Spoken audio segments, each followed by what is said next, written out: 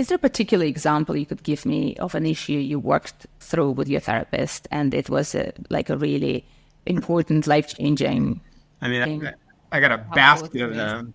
Yeah, I got a basket of issues, but let's start Yeah. with alcohol. Let's start with alcoholism. So, Hmm. I never really thought of myself as an alcoholic, right? Now I'm in my 40s, but I was in my early 30s, single, urban, had money. So Hmm. like my alcohol consumption sort of centered around social life, right? Like Hmm. I'm a dude hanging out with my buddies, watching games, going to bars, trying to meet women.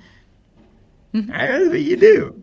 And we were having fun, and we were really good at having fun. Whether me and my Hmm. crew, we were just really good at having fun. So what that meant was very high volume of alcohol consumption, mostly centered in the weekends, right? I was a high performing post MBA brand marketer at Kraft Foods. And then, so I could really only consume alcohol during the weekends. And then I moved on to be an entrepreneur. And then I was kind of making my own schedule, so consuming alcohol sort of whenever I wanted. But I was also single, so I was dating a lot. And the cornerstone of early courtship tends to be alcohol, unfortunately. And then in 2006, I had viral meningitis, and it turned into shingles. And it was a very rare thing for someone at my age. I was 25 or 26 to get. And I never forget, I'm sitting in this hospital in North Shore, Chicago, and these doctors come in and they're all trying to figure out how did this 25-year-old healthy triathlete guy get shingles and viral meningitis. It seems so unusual. And all they could really come up with in the course of asking and interviewing me was my alcohol consumption. So they'd ask me the questions, like, do you drink? Do you smoke? I'm like, oh, no, I don't smoke. Do you drink? Sure. How much you drink? 10 to 15 cocktails every Friday, Saturday, Sunday, and some days during the week. And they're like, oh, in total? I'm like, no, each night. Each rate, like just a high volume of consumption. Long story short, because I could probably go on forever, I always knew that I had a problem with it.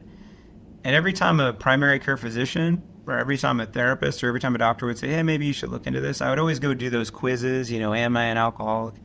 And they'd have 10 questions, and there'd be maybe 2 or 3 of them that I would get wrong or right, depending on your perspective. So there's like, oh, I'm not an alcoholic. I didn't get 10 out of 10 because there's these 2 or 3. And usually the 2 or 3 that I didn't answer were, do you wake up first thing in the morning needing alcohol? No. All right, that was never me. I never woke up needing it. And the second one is, do you need alcohol throughout the day to sort of maintain, a normal lifestyle? I was like, oh no. So because of those 2 questions and maybe a third one, I was like, oh, I'm not an alcoholic. So I denied this for years. Denied it for years. Yeah. And I'd always go see Nira, and I'd always talk to her about it, and she'd always say, I knew I needed to make a change, but this was many years I knew I needed to make a change. And it wasn't a topic in our therapy every other week, maybe once every couple weeks, or usually maybe related to a story I was telling. Then as I was aging, I was starting to consume it more frequently, 6, 7 nights a week, and pretty high amounts. I was starting to behave not like myself. And she always had this book behind her shelf. In fact, sometimes I keep it here because it really changed my life. It was called Under the Influence. And finally, after about 2.5 years of seeing her, I asked her about this book. Nira, what's this book, Under the Influence? And she says, here you go, you want money, you read it. So I read this book, and this book made me realize that brains can perform well on alcohol, but at some point it crashes. And at some point there's a precipitous decline, which is usually marked by some sort of tragedy, right? You get a DUI, you hit someone, God forbid you kill yourself or you harm yourself or harm others. Mm-hmm. And I was just nervous I was coming to that. So because of her support and her not pushing, not nudging, and being there, I was able to commit to quit drinking in October of 2016.